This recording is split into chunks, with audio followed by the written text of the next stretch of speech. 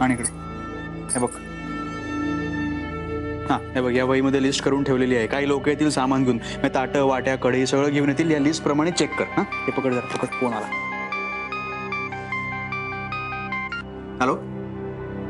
हा हा हो येतोच आहे मी. हो प्रसाद, अरे नाश्ता नाही, नको नाश्ता नको, बाहेरच खातो काहीतरी.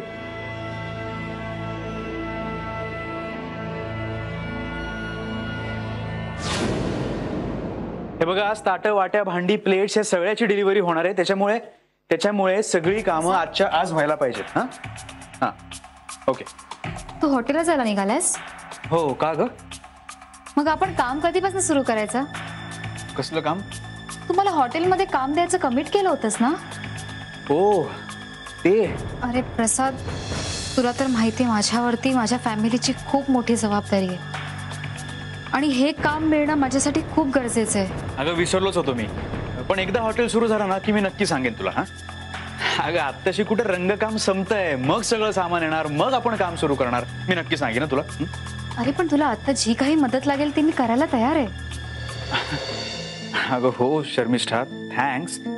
काय ना, तू करू शकशील असं कुठलंही काम नाहीये सध्या हॉटेलमध्ये. हे बघ, सगळं आटपलं की मी सांगेन ना तुला. मला ना जरा तो उशीर होतोय, मी जातो.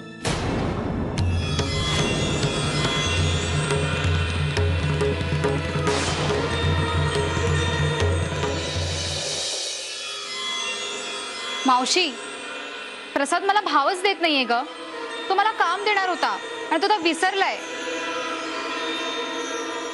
म्हणजे मला कामाची खूप गरज आहे ग. मला घरी पैसे पाठवावे लागतात ना. तुला कशाला घर चालवायला पैसे पाठवावे लागतात ग? ते मी. वृंदा,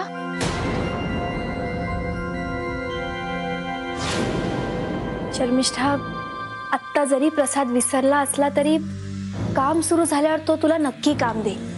दिलेला शब्द मोडणार नाही प्रसाद.